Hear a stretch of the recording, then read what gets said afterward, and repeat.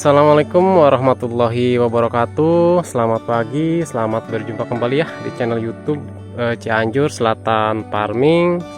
Nah teman-teman, hari ini kita berada di lahan cabai rawit roket yang saat ini usianya saya lupa, pokoknya ini 4 bulan lebih ya, 6 kali petikan.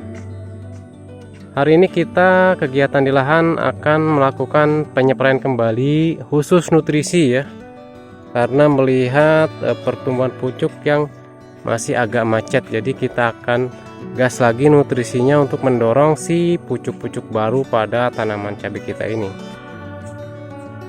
2 hari yang lalu tanaman cabai kita ini sudah dipetik dan hari ini sudah mulai merah-merah kembali ya.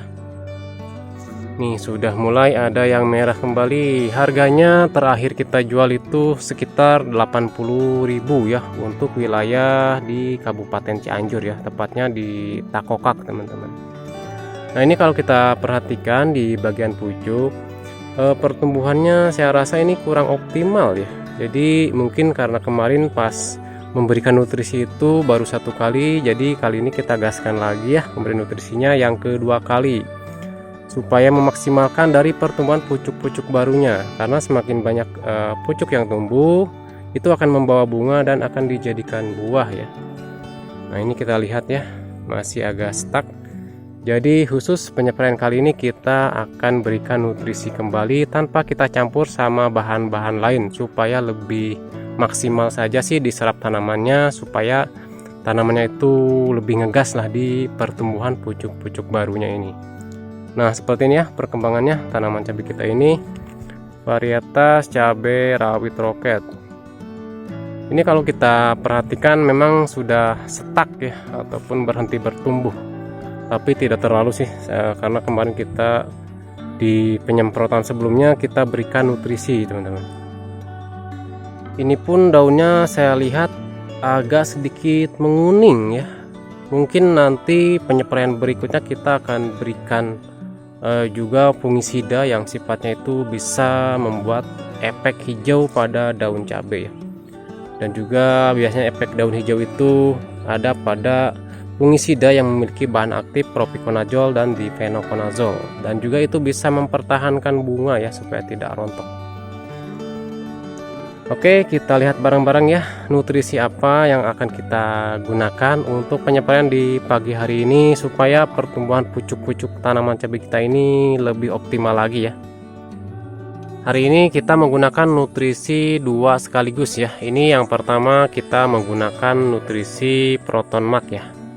Jadi untuk ProtonMax ini bisa kita aplikasikan di fase pertumbuhan ataupun fase vegetatif dan juga di fase generatif.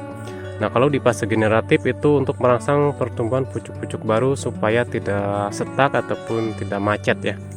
Jadi hari ini kita berikan kembali ya ProtonMax, dan ini mengandung asam amino dan unsur-unsur lainnya teman-teman ya. Jadi ini sangat bermanfaat sekali pada tanaman cabai kita di saat tanaman cabai kita ini sudah macet di pertumbuhan pucuknya. Kita mix sama POC Agropalkan Super Aktif. Nah di POC Agropalkan ini banyak sekali kandungan unsur mikro ya. Ini sifatnya organik teman-teman, jadi bukan kimia, dan ini sudah mengandung zat pengatur tumbuh alami seperti auksin, gibrelin, dan sitokinin ya. Jadi kita gabungkan biar sama-sama untuk mendukung pertumbuhan pucuk-pucuk baru pada tanaman cabai kita ini.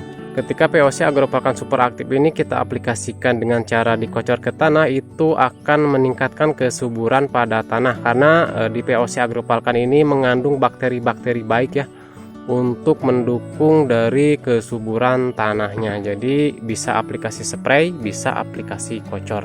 Hari ini kita akan lakukan penyepraian ya, karena memang tujuan utama kita itu kita akan mempercepat dari pertumbuhan pucuk-pucuk baru, ataupun supaya lebih cepatlah terubusnya. Karena semakin cepat terubusnya pucuk-pucuk barunya, itu akan membawa bunga dan akan dijadikan buah ya. Jadi bisa kita pakai ProtonMax di mix sama POC Agropalkan. Di sini kita juga sudah siapkan ya ember, terus lagi ada tangki sprayer teman-teman. Untuk dosis per tangki 16 liter, di sini kita akan sama-sama menggunakan 50 ml ya, POC Agropalkan 50 ml dan ProtonMax-nya 50 ml.